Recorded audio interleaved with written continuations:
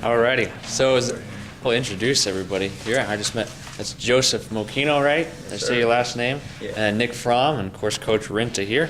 And you know all these folks, right? Yep. You met Byron before, great. Alrighty, well, let's begin, Coach. Just opening statement about the season. We have been able to, got about 3 weeks of practice under our belt, and the guys been working extremely hard. Been having a lot of fun so far with them, and we're excited to get started this weekend. It's as early a start as you can have almost, but I think it's going to be a positive thing. I think it's comes at a good time where it's going to give us an idea of where we're at and really enable us to improve over the next 10 days, 2 weeks before we start playing games again. And we're kicking off the season tomorrow. You ready for that? Yes, tomorrow. I think we are. I think everybody is. We had a good week of practice, a little bit more energy in the air, and I think that's because the guys can feel the first game's coming. It's while we've been practicing for 3 weeks, they've been open gym and going against each other since school starts, and they're looking forward to being able to play against somebody else. Brandon, you have 9 newcomers on this team. When you set out to recruit, was that a number that you thought would be a good number? Because it seems like an awful lot. It is a lot, and it might be a little more than if we had to guess how many players we would recruit, probably a little bit more, but we like to create an environment of competition, and we talk about controlling the things that we can control, and in your recruiting, I think that you can, if you work hard, you can enable yourself to have some depth, and I think that that's what we've done this year, and that can come in handy when you're playing 32 games and when you have tough road trips like we have. Depth can be an advantage when guys get tired, or whether this guy or that guy has a bump or a bruise, and so I think we've put ourselves in a position to create that environment of competition, even though we do have a lot of new guys. The returners are doing a good job of helping integrate them and helping them get comfortable with what we do. Talk about the integration, Brandon, if you would. How's that going? Is the team gelling right away? Are they quicker than you thought? A little bit quicker. It does take time, and it's hard to, part of the gelling process is actual games. And so until we get 2, 3, 6 or 7 games under our belt, that's going to be the final piece to that process, but it's going good. We were able to spend a lot more time recruiting this past year and do a lot more homework and get guys in here that have the type of mindsets that we want. And because of that, the integration has been pretty smooth, but nonetheless, it takes time. Brandon, it's your second year. What did you learn in year 1 that you've taken and moved into year 2 with? Learned that the Frontier Conference is really good, and it's just a really tough conference that, especially this year, I think, on any given night, if you play well, you can win. If you don't, you're probably not going to. And so you got to be consistent, night in and night out. There's a lot of little things that first year as head coach that you learn and take away that are hard to put into words, but I think this year we've been able to take a lot more time to address who we are as a team and the culture that we want to set instead, and take a few more steps where we're able to do that because of the initial building blocks that were put in place last year. Speaking of blocks, another stat would be rebounds.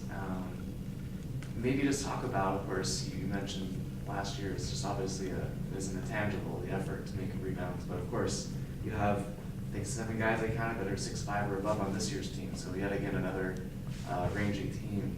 Maybe just talk about rebounding, and if you were from each of you, about kind of what that stat means to this year's team as well. Sure.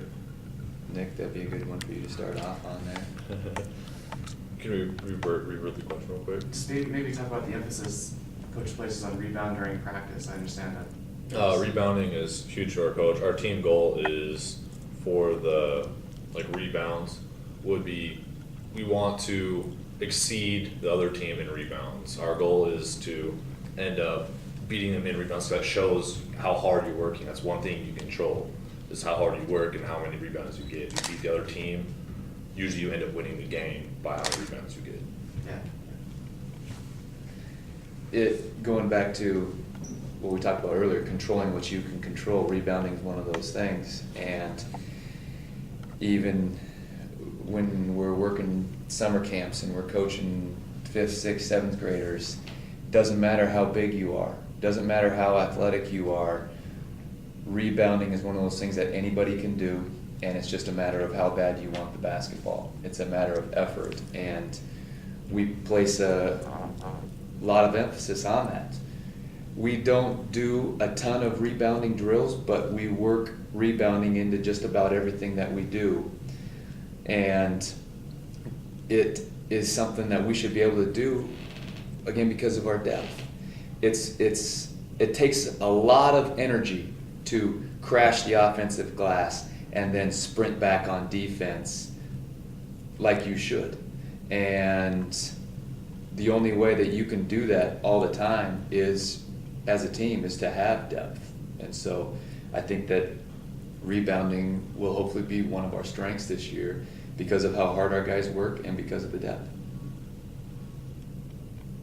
Any major changes in terms of, every team is different, but any major changes in terms of your philosophy with this group compared to last year?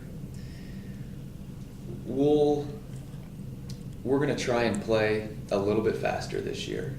And we were a little bit more deliberate offensively. There was times last year when we could pressure full court, but to do that all the time, we were just 1 or 2 guys short in order to be able to do that effectively.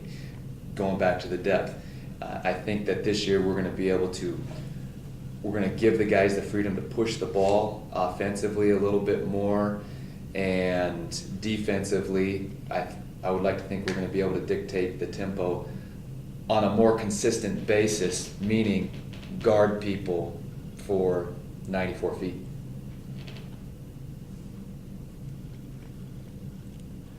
Maybe just talk about your guys' upcoming schedule, guys, if you would. How do you think of the Canadian opponents? Of course, you're starting off a doubleheader in a sense against them, and then you got kind of a little break there. Maybe just talk about the dynamic of the play on the season as far as, in the sense of 2 jamborees back to back and then a break. Is that a good thing to start off like that? I think that we've got a good balance to our schedule. Going back to these games, they are early, but they come at a good time. Gives us a chance to look at our team and then get back and work on some things.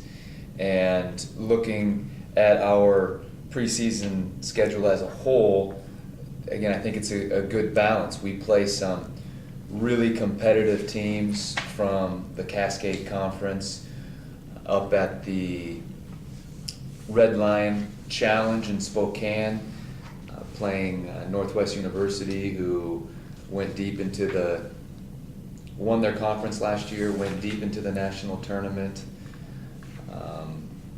Playing down in Ashland at Southern Oregon's tournament. Southern Oregon returns a very good team from last year, and OIT, who tied Northwest for the league championship and won the national championship last year. So to play them along with couple schools like Gonzaga and Montana really gives us a chance to test ourselves against some of the best players and the best environments in the country, and challenge us that way. Yeah, yeah. Maybe just comments from you guys on, the excitement of playing some of these high caliber teams. I love playing against D1 schools or high caliber schools. It's just a whole different atmosphere. More people come to games when you hear about, oh, this team won a national title or this team is in this division. More people show up, which usually pumps you up more. You can usually jump higher, you have more endurance. It just makes you overall a better athlete. You don't always think about it until you watch yourself again on film, but it's just always more fun to play in a more enthusiastic or just a bigger fan base, even if it's not yours or not. Yeah, definitely. I would say for me, I've never played against a D1 team, so there's definitely a huge excitement for me to step in onto the floor against Gonzaga or Montana. It's just a huge experience. I've gotten to play OIT before, and they're a real solid team. And Southern Oregon, it's just a great opportunity to play against them and know that we get to compete against them. So. How's life for you here? Are you happy that you made the decision to come here? Oh yeah, definitely. Lewiston's a great city.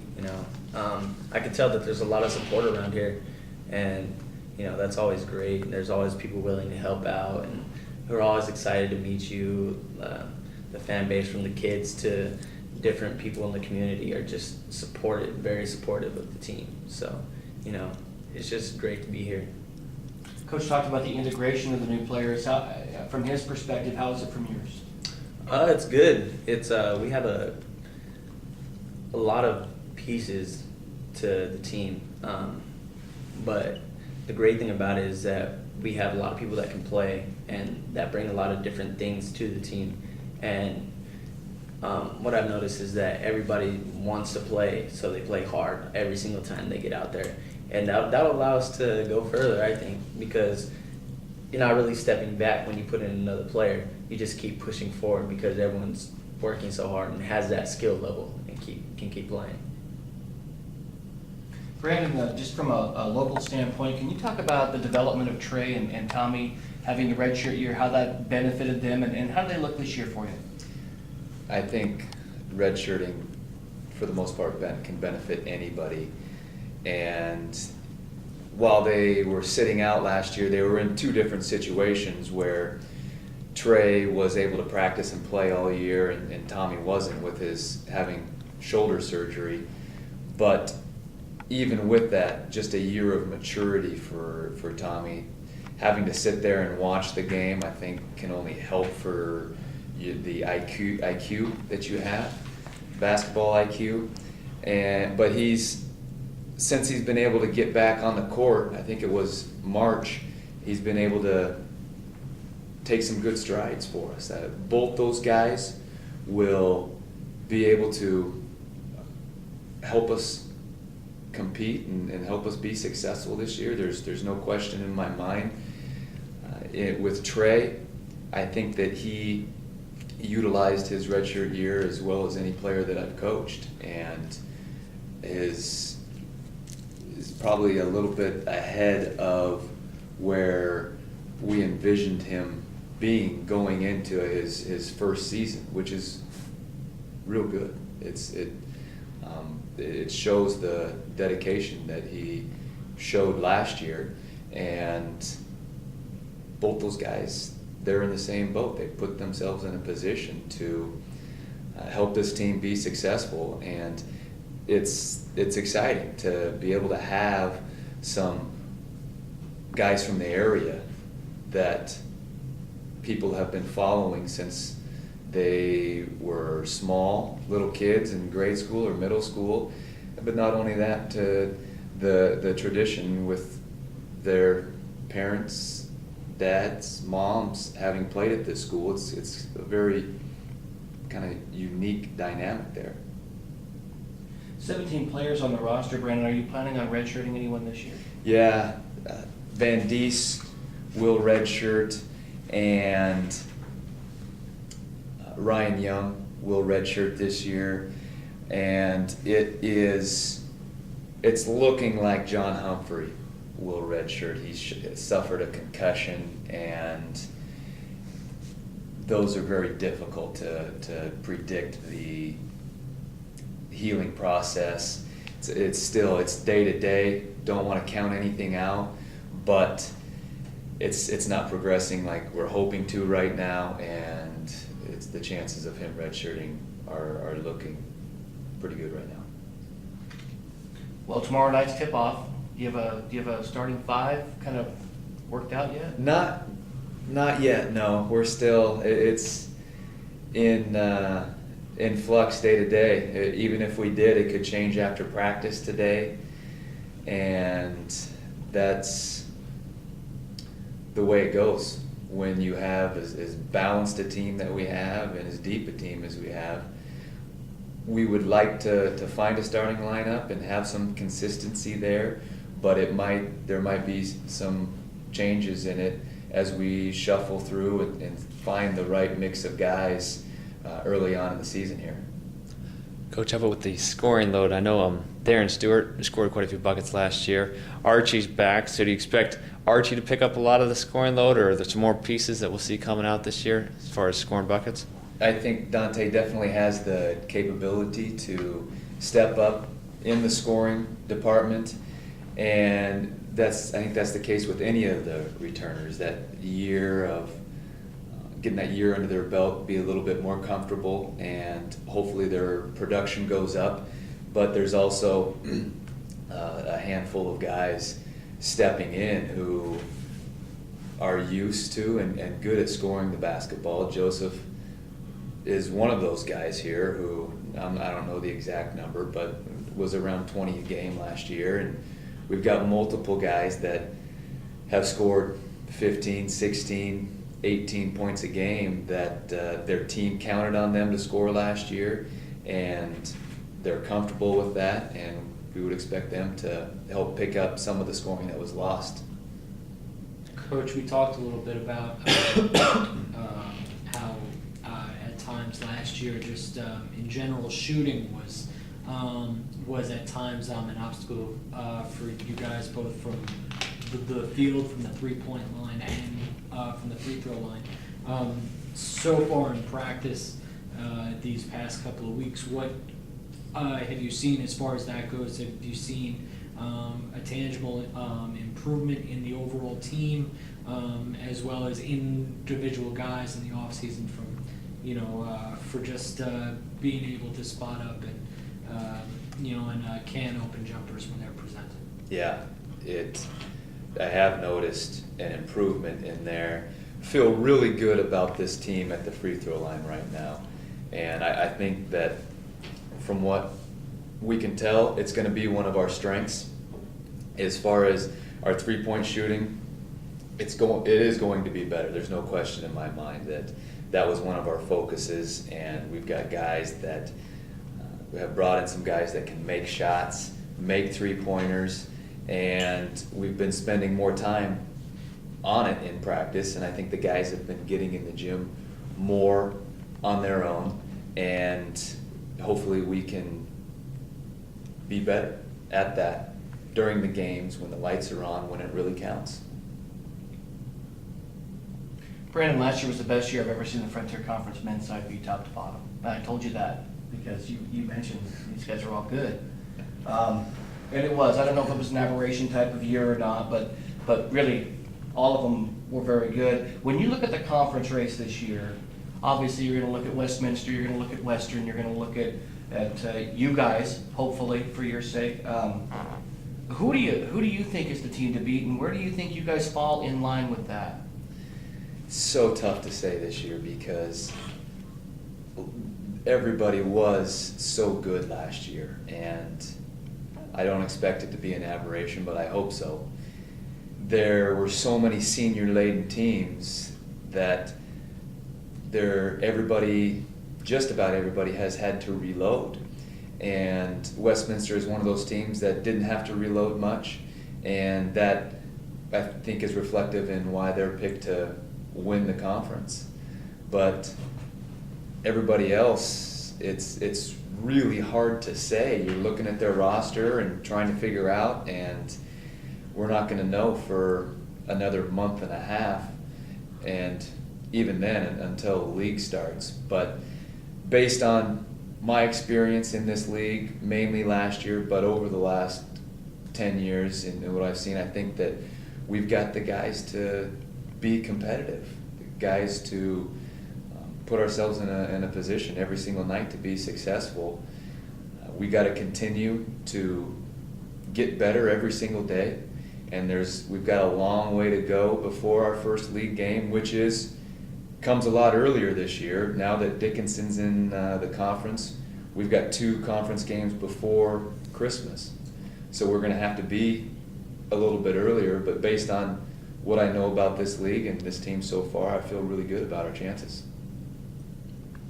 Nick, it was frustrating a little bit last year. You were kind of banged up from time to time, various things. How are you feeling this year? Are you healthy? I'm not 100%, but I'm better than last year. I've been practicing more. I'm going to actually trying to talk to our trainer, Tracy, going in before practice, getting treatment to prevent injuries, going after practice to help prevent injuries. I just don't want to live in the training room again. What's nagging you this time? I have a foot issue. It's called plantar fascia. It's just some chronic injury that just will come and go as it pleases, really. I've got the same thing. I know it well.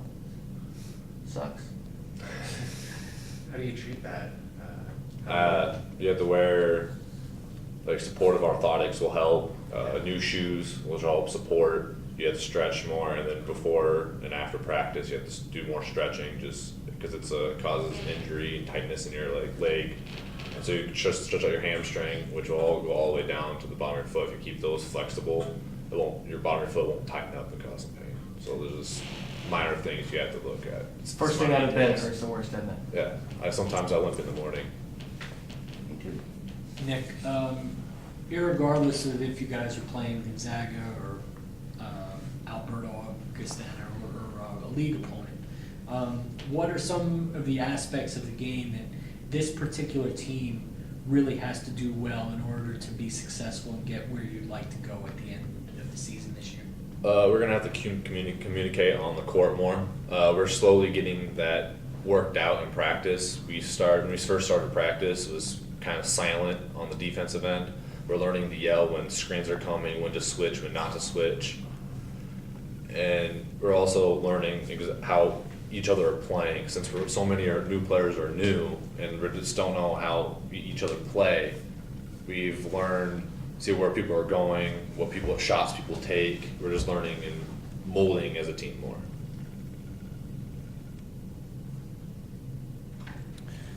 Brandon, this is a team in Alberta Augustana that you guys have played before, and it was not as competitive as certainly they would like to have had it be. What do you hope to get out of tomorrow night and Saturday night? What are you looking for in terms of watching you play, regardless of what the scoreboard says? Looking for the things that we've been concentrating on so far is playing hard and taking care of the basketball. And those are 2 of the things that we want to do tomorrow, is put forth a great effort no matter who we're playing. When we walk off the floor, we want to feel like we played harder than the other team no matter what, and then be able to execute whatever we're trying to do offensively while taking care of the basketball. That's something that we've been doing a better job at, but I think that it's something that we can continue to improve on. Additional questions? Is there anything we missed? Is there anything you guys would like us to emphasize about your team?